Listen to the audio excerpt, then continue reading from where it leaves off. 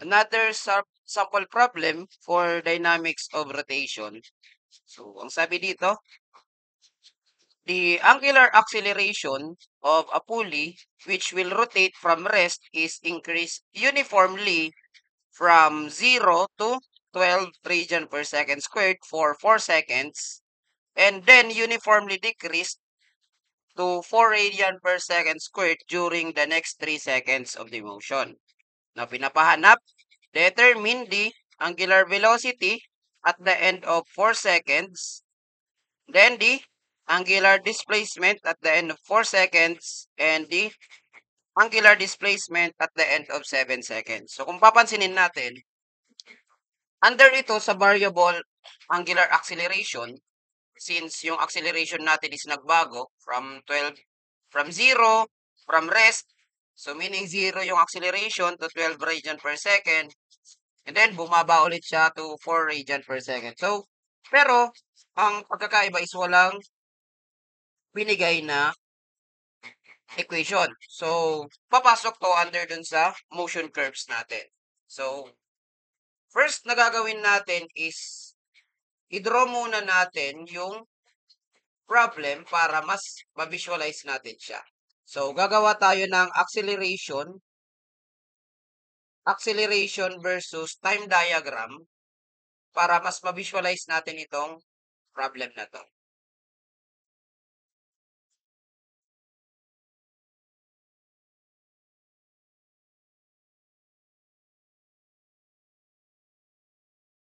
Okay? So, sa example, ito yung ating acceleration versus time diagram. Okay? Acceleration, time diagram. Okay? So, ang sabi dyan is from rest. So, therefore, if our time started from rest, for 4 seconds, say example, dito na lang natin yung 4.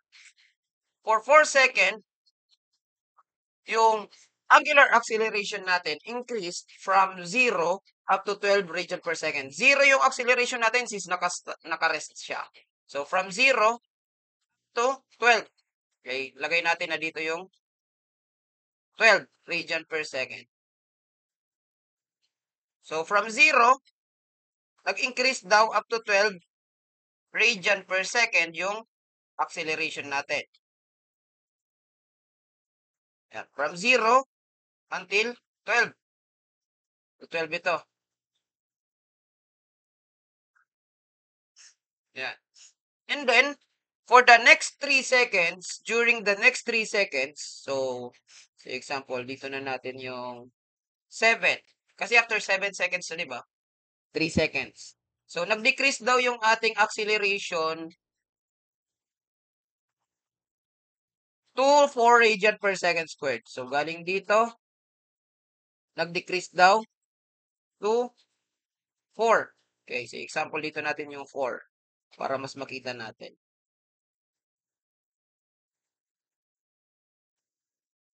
To 4 radian per second. So, kung papansinin nyo, nakagawa na tayo ng acceleration versus time diagram. Now, para makuha natin yung angular velocity, baba lang natin ito.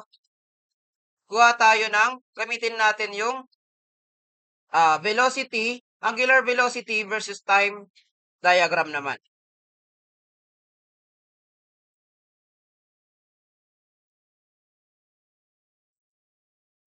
Okay, ito na yung ating angular velocity time diagram. In which ito yung angular velocity, ito yung ating time. So, di ba, pag binababa natin yan, from 0 to 4 to 7. So, nag-start tayo sa 0. So, tataas tayo, i-add natin yung total area na naan dito sa loob. Area hanggang dito. Area nito. Yan. So, from 0 to, anong area nito? Di ba this is a triangle? So, area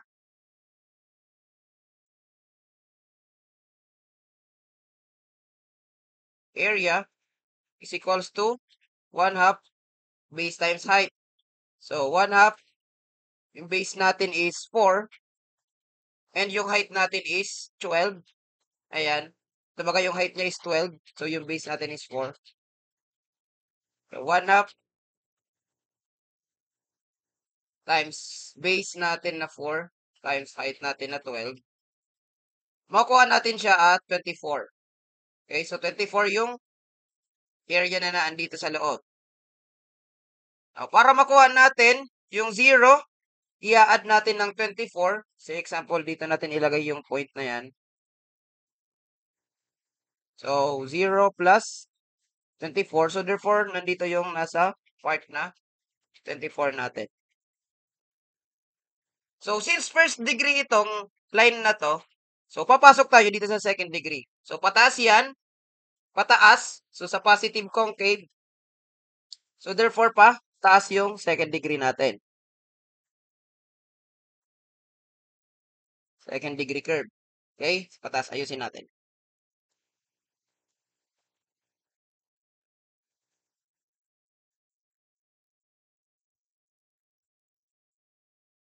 Para naman nag-straight. Parabolic. Yan. Basta second degree na yan. Second degree curve na yan. Yan. Now, since yung height natin dito is at 24, diba? This is at 24. Kunin naman natin yung nandito sa kabilang side. Ito, yung area na to. And i-add natin siya dito. Okay? So, 0. So, 24. Paano kukunin natin yung area nito? Diba this is a trapezoid? So, area is equals to 1 half times base 1 plus base 2 times height. So, yung base 1 and base 2 itong dalawa. Since yan yung parallel. So, area is equals to 1 half. Base 1 is, ilan to? 4. Diba this is 4? And ito is 12. So, 4 plus 12 times yung height natin na 3. Ito. Yan. Makuha natin yung area natin which is equal to 1 half times 4 plus 12 times 3. So, 24 plus yung initial natin na 24 dito. So, 24 plus 24, 48. Okay, so 48. Assume natin na naandito.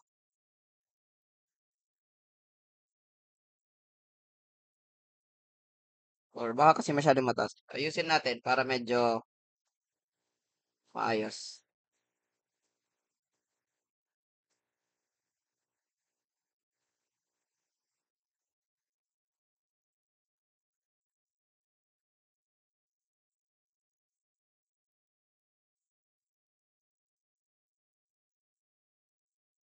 Lagay natin dito. 48. Since 24 ito, kasi ito is 48. So, since second degree yan, second degree curve, bababa siya. Pababa, decreasing. So, therefore ganyan yung slope natin. Or yung curve niya. Ay, sobra.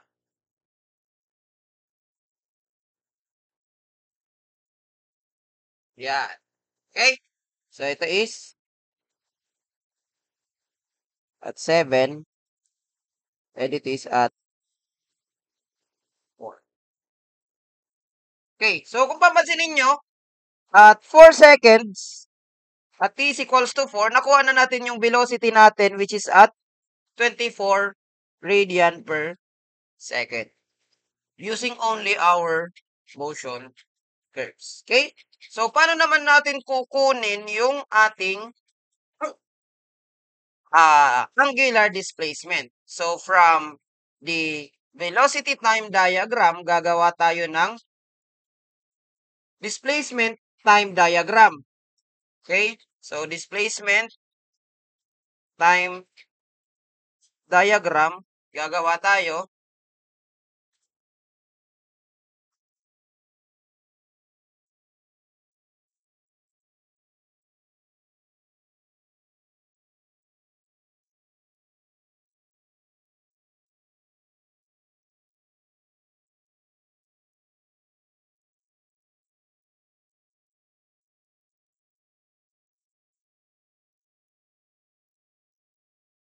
Ay,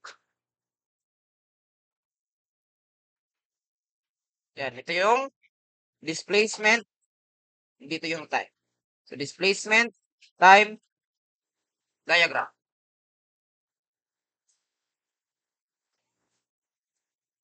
So, ibaba natin ito. Ito is at 4. Ito is at 7.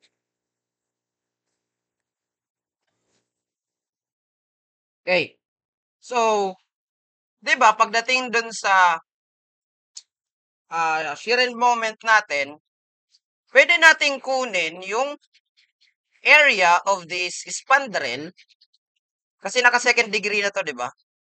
Yung area nito, if and only if itong dito sa point na to and yung nandun sa taas, okay? Kung nasa second degree ka, only if itong dulo na to is a vertex. Okay? So, kaya dun lang natin siya pwedeng gamitin dito sa part na to.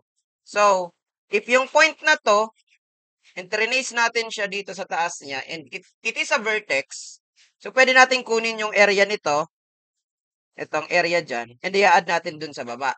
If and only if this is a vertex. Okay? Kung vertex ito, itong point na to, and this is also a vertex, pwede natin kunin yung area nito. And yung area ng spandrel, ngayon, 1/3 ng base times height. Ito yung base, ito yung height natin. So, di ba? Para makuha yung area nito, area is equals to 1/3 ng base times height. Since naka second degree or parabolic ito. So, that is equal to 1/3 base natin na 24. Since 24 yung height dito.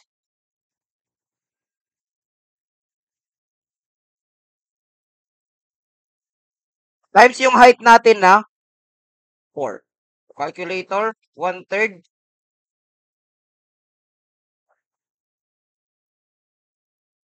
times 24 times 4. Makukuha natin yung area nitong spandrel at 32. So, 32. Yung area dyan sa loob. So, 0 plus 32. Assume natin na naandyan. This is 32. Second degree to. So, ang next na nyan is third degree. Sa curve yan. Pa third degree.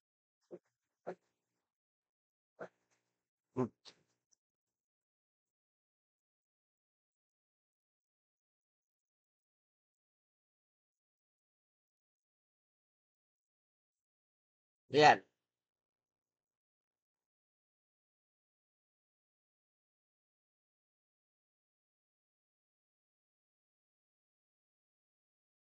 So, therefore, at t is equals to 4 seconds, at t is equals to 4 seconds, kung ititrace natin ito pataas,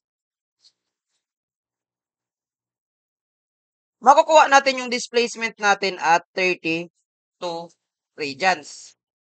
Yan yung hinahanap dito sa B. Determine the angular displacement at the end of 4 seconds, which is 32 radians. So, at the end of 4 seconds, nakuha natin siya at 32 radians. Now, punta tayo sa pagdating sa 7 seconds. Now, kung papansinin nyo, ang pwedeng gawin natin dito is hatiin ito into 2 segments or into 2 sections. Isang dito sa baba na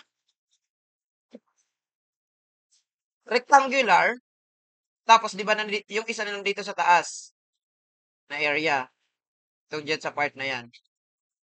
Pero kung papansinin natin, di ba, sabi natin, pwede nating gamitin or pwede nating kunin yung area nito.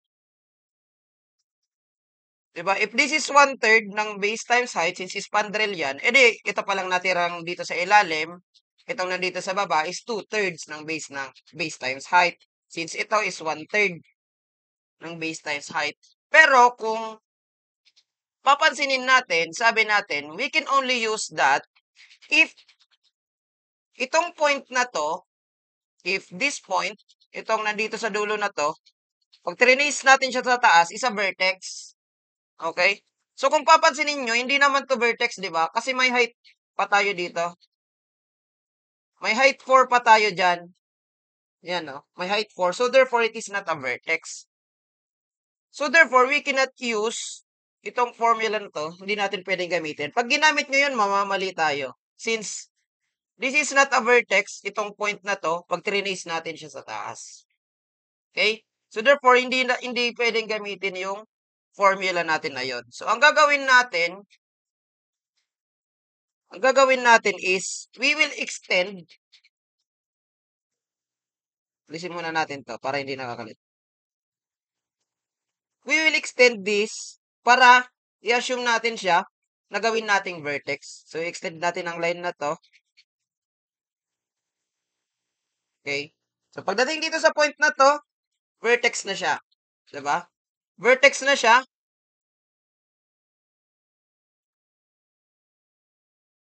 Ayusin lang natin. From here, extend natin siya. Yan, para maging vertex.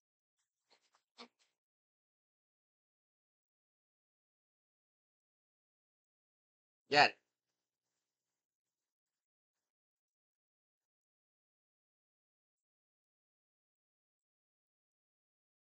Yan, in-extend lang natin para maging vertex. And dito is mag-extend din to. Assume natin na naandyan. Erase natin to para mas kitang-kita.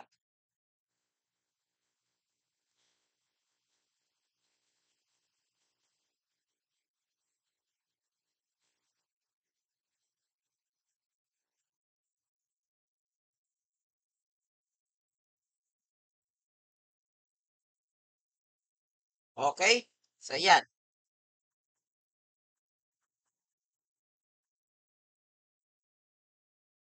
Now, kung papansinin nyo, this part, itong part na to dito, sige nga, ilagay na lang natin sa line para mas lalo.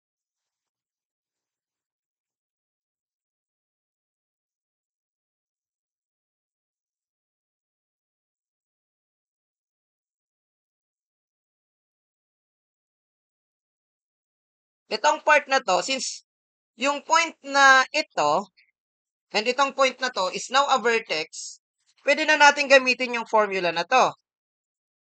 Since na-trace na natin yung vertex. Pero ang problema is hindi natin alam kung ano itong distance na to.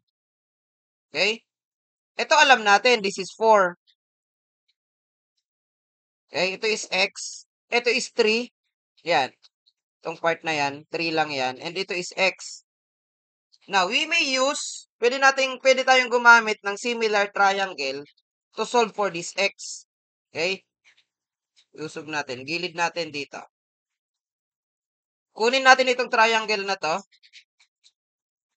So, if our base is x, yung height niya is 4, that is equal to, if our base, itong malaking triangle naman na to, kung malaki naman na to, if our base is 3 plus x, ang height naman natin dyan is, ilan to? This is 12. Ayan, 12 to. Our height is 12. Calculator. X over 4 is equals to 3 plus, over. Plus x over 12. Shift solve. Makuha yung x natin at 1.5. So, x is equals to 1.5. So, this is 1.5 yung x natin dyan. So, therefore, 3 plus x. So, therefore, itong lahat mula dito hanggang doon sa dulo, this is 4.5. And yung height na to, hindi pa natin alam, di ba? Hindi rin natin alam. Since, ang alam lang natin is hanggang dito lang. which is 48. So, kasi in-extend natin. In-extend natin. So, ang alam lang natin is hanggang dito. Hanggang dito lang sa part na to, which is equal to 48. Itong height na to. So, kung ito is hanggang 48, meron pa tayong extra dito na y na height. May extra pa tayo dyan eh. So, kailangan nating isolve din yung y na yan. So, how are we gonna solve that? Gagamit tayo ng ah gagamit tayo ng square property of a parabola. Okay? So, since di ba parabolic ito, itong curve na to, this is parabolic. So, we may use square property of parabola. Ang sinasabi doon, x sub 1 squared over y sub 1 is equals to x sub 2 squared over y sub 2. So, given na meron tayong parabola, sa example, kunin natin yung parabola na to. Okay? And dito tayo gagawa ng Cartesian coordinate. So, gawa tayo ng Cartesian coordinate. Dito na.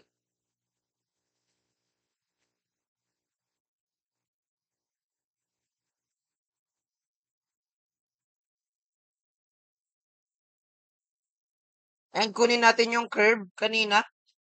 Pababa yan.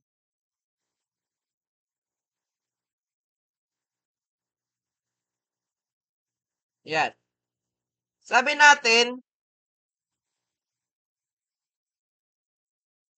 okay, kunin natin itong point na to. And itong point na to. Yan. Yung point dito. And say example dito na lang. So, from here, hanggang dito, this is 48. Ayan. 48.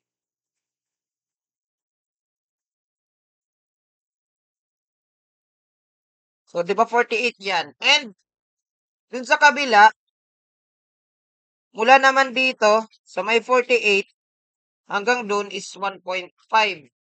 So, from here, hanggang dito, di ba this is 1.5, and ito is 3. Okay? So, ito yung y na hinahanap natin. So, lagay natin to as our y sub 1, or point 1. Itong nandito sa ilalim. And ito yung point 2 natin. Okay? So, x sub 1, ano yung x sub 1 natin? Nandito, which is 3 plus 1.5. So, that is 4.5 square over yung y sub 1 natin. Ano yung y nito? So, di ba ito yung y? Yan yung y niya. So, ano yung y dyan? So, that is 48 plus itong y na maliit. Yan. 48 plus y. So, that is equal, dun tayo sa point 2. Ano yung x niya? 1.5 squared is equals to, ano yung height? Y. Okay? So, solve natin yung value ng y. Balik na rin natin. 48 plus y over 4.5 squared. Pwede naman yung balik na rin para mas madali. X over 1.5 squared. Solve. Makuha natin yung y natin at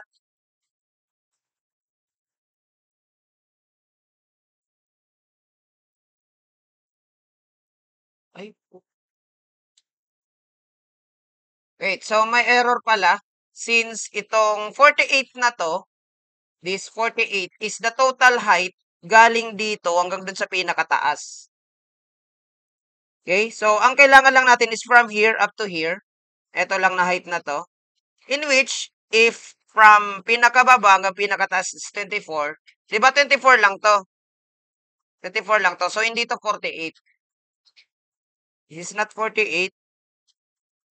24 lang to. 24. Palitan natin to.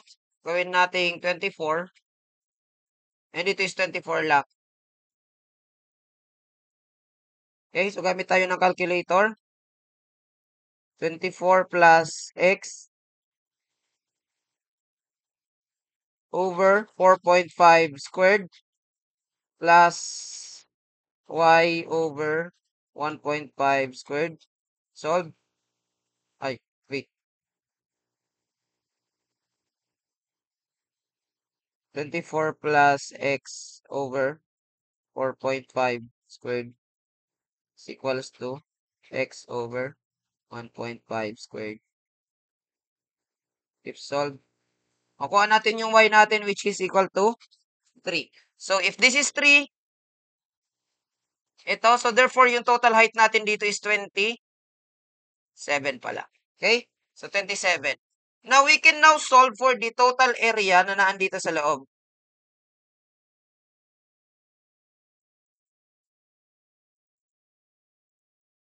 Yan, yung area na yan. Ano yung area na yan? That is 2/3 ng ating base na 27 and yung height natin na 4.5. So, solving for the area ng naandyan sa loob, 2/3 ng 27, which is ito, yung base, times yung height natin na 4.5. So, pwede na natin tong gamitin since, sabi ko nga, itong dalawa is nasa vertex na yung point na to. Okay, so area, calculator, 2/3 ng 27 times 4.5, 81 yung area natin. Masosolve natin yung total area natin na 81. 81 yung nandito sa lahat ng nasa loob. Pero ang kailangan lang natin, kung papansinin nyo, ang kailangan lang natin is ito lang naman, di ba? Yan, yung nasa part na yan. Ito lang naman yung area na kailangan natin. Highlight natin. Yan. Pero ang nasolve natin is yung nasa lahat ng nasa 81. So, ang gagawin natin is to divide this into 3 segments. Meron dyan. Tapos dito. Itong rectangular na to. Yan, ihiwalay ko to.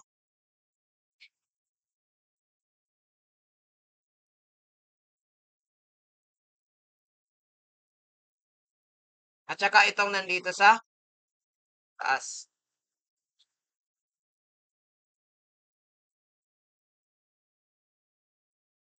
And isolve natin yung mga area ng mga yan.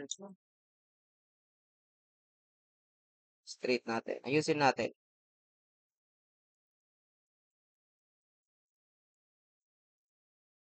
Basta yung tatlong segment na yan. Isa-isayin natin yung pag-solve. So, unahin natin itong rectangular na to.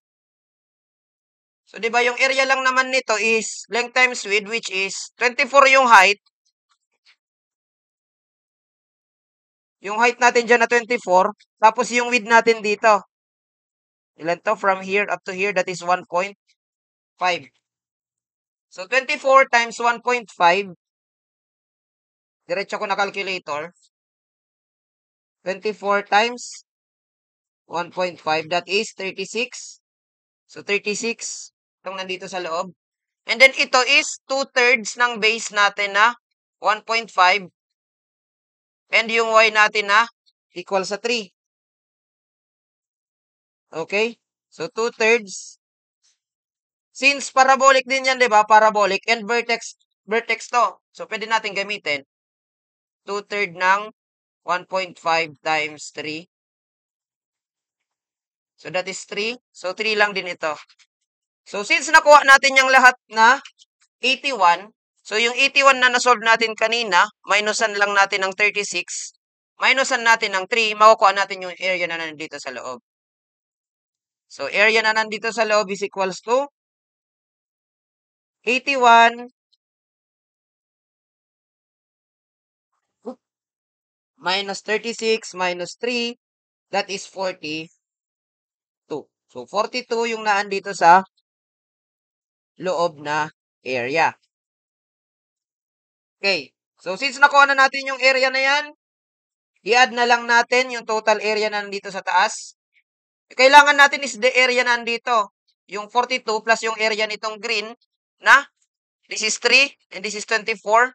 So, 24 times 3,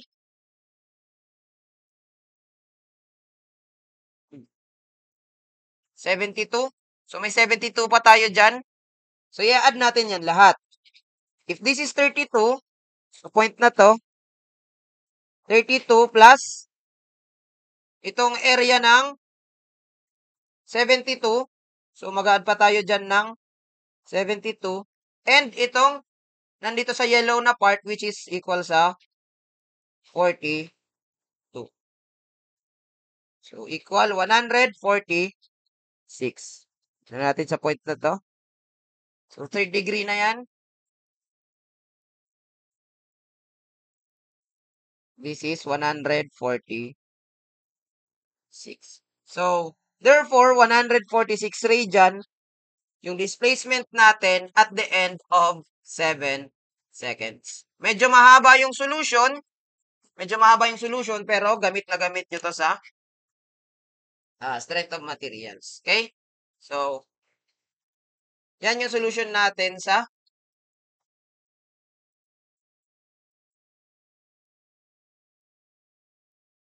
variable angular acceleration.